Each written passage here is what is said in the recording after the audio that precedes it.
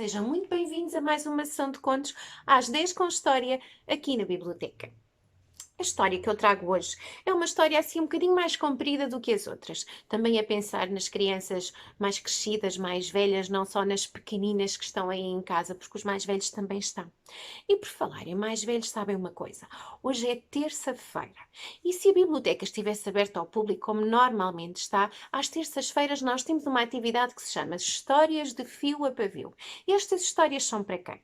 São para os avós e para as avós, e também bisavós, para aquelas pessoas que estão nas instituições, por exemplo, e não só. Mas isto quer dizer o quê? Que nós, à terça-feira, na biblioteca, contamos histórias às pessoas mais velhas, aos nossos velhinhos, como eu e as minhas colegas, que lhes contamos histórias, que costumamos chamar. E até já adotámos alguns avós. E é para esses que eu mando um beijinho. E é para esses também que eu dedico a história de hoje. Embora seja um livro, aqui está, As Três Ladras, seja um livro para a infância, é uma história que de certeza os nossos avós vão gostar. E vocês podiam fazer uma coisa depois de ouvirem a história. Podiam pedir à mãe e ao pai para enviar a história ao avô e à avó que vocês já não veem há tantos dias. Podem enviar através do WhatsApp, pelo Facebook. O que acham? Uma boa ideia? Vamos oferecer hoje uma história aos avós? Então vamos lá. Vamos conhecer as três ladras. 1, 2, 3, era uma vez. As irmãs Barreira, as três eram ladras, ou seja, gostavam de roubar. Não conheciam outra profissão.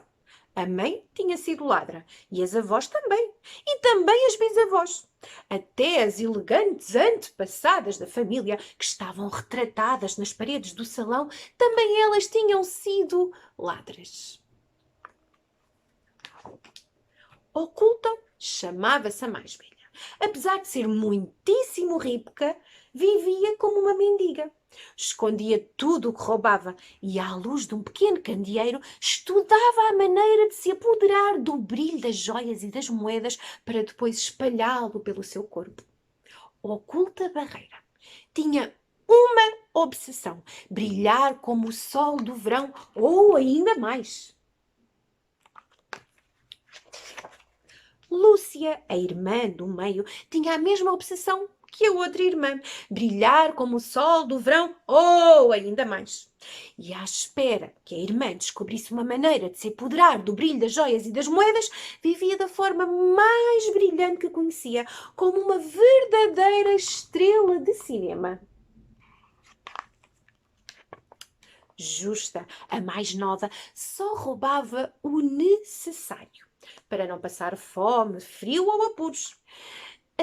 Trabalhava de segunda a sexta-feira. No fim de semana passeava pelo campo com a mochila carregada de tomates que encontrava nas hortas dos vizinhos. Lia os jornais que lhe emprestavam no quiosque da esquina. E também convidava as amigas para tomar um café. Aquele café que ela nunca pagava. Justa tinha a mesma obsessão que as irmãs: brilhar como o sol do verão ou ainda mais.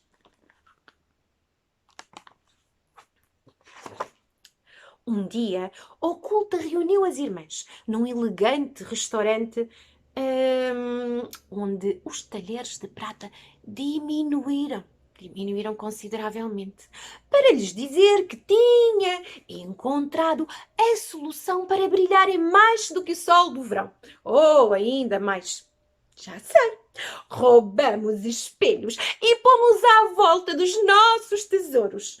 Ao meio-dia, deitamo-nos nuas sobre as joias e as moedas. Os raios de sol, em ricochete, vão entrar nos nossos corpos.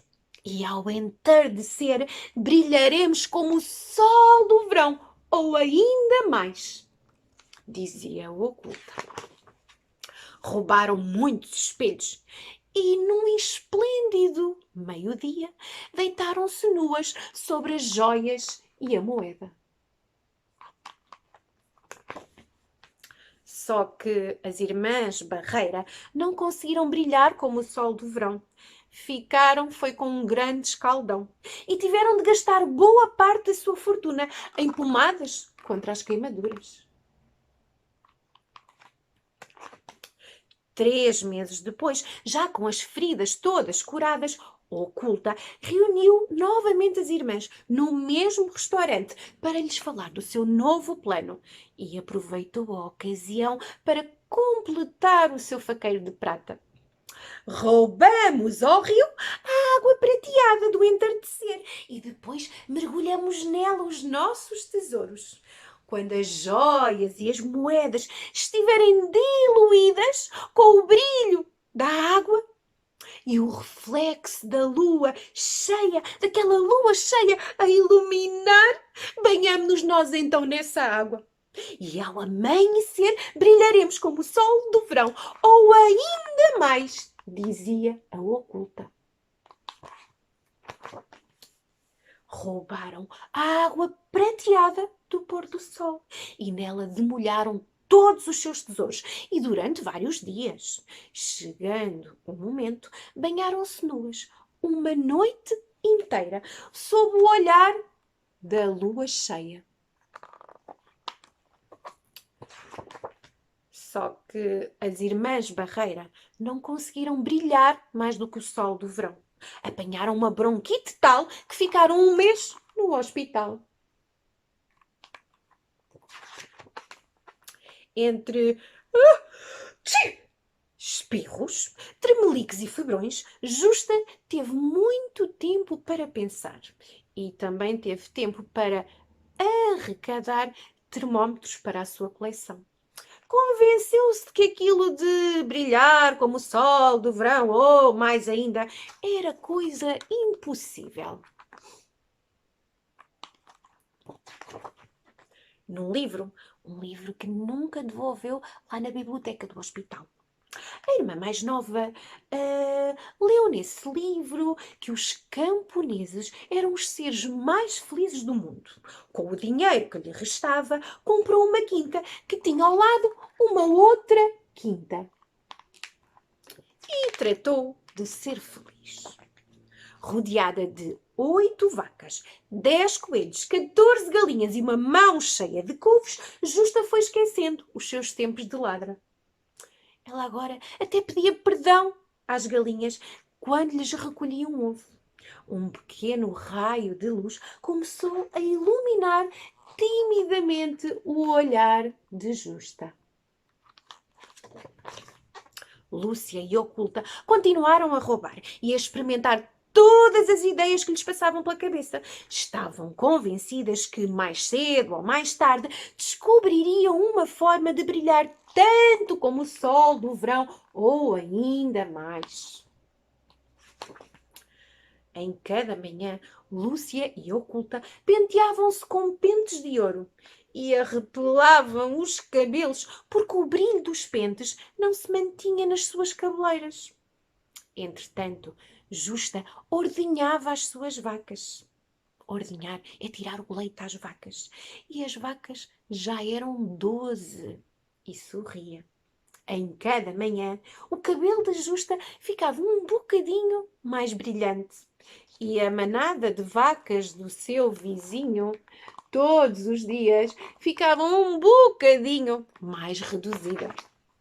Em cada meio-dia, Lúcia e Oculta passeavam-se, assim vestidas de roupas deslumbrantes, tecidas com fios de ouro. Mas, apesar do luxo daqueles fatos, sentiam-se completamente nuas.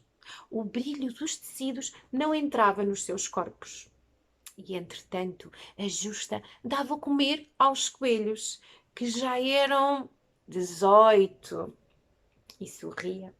Em cada meio-dia, o corpo de Justa tornava-se um bocadinho mais brilhante e os coelhos do vizinho eram cada vez menos.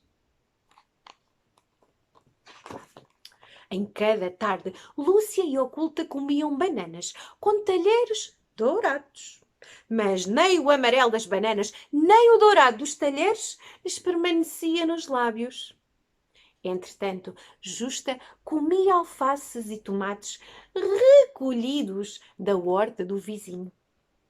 Em cada tarde, nos lábios de Justa, luzia um sorriso resplandecente. E na horta do vizinho abria-se um buraco suspeito. Em cada anoitecer, Lúcia e Oculta voltavam a ter um ataque de fúria, pois, embora se lavassem com sabonetes de ouro, o brilho não lhes ficava nas mãos.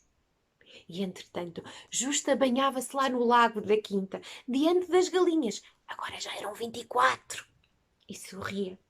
Das suas mãos saía um brilho leve. E do galinheiro do vizinho, um grito aterrador. Em cada noite, Lúcia e Oculta deitavam sobre colchões dourados, com a cabeça apoiada em almofadas de diamantes. Mas a sua teima não lhes deixava dormir. E, entretanto, Justa dormia profundamente. As infundadas acusações do vizinho não lhe tiravam o sono. Justa era feliz e brilhava. Não tanto como o sol do verão, mas brilhava. E a sua felicidade cresceu mais ainda quando, da apaixonada relação com o seu vizinho, nasceu a sua filha. Uma rechonchuda e alegre ladrezinha que fez o seu primeiro saque, logo no primeiro dia de vida.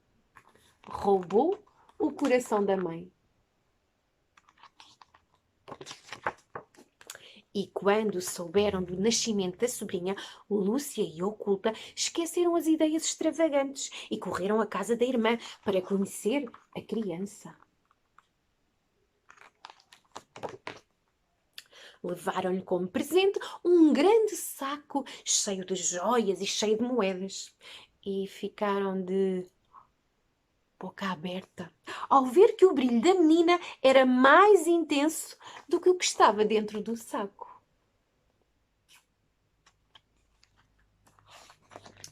Enquanto Lúcia e Oculta tentavam fechar a boca, a recém-nascida continuou a fazer honras à tradição da família e em poucos segundos roubou também o coração das tias.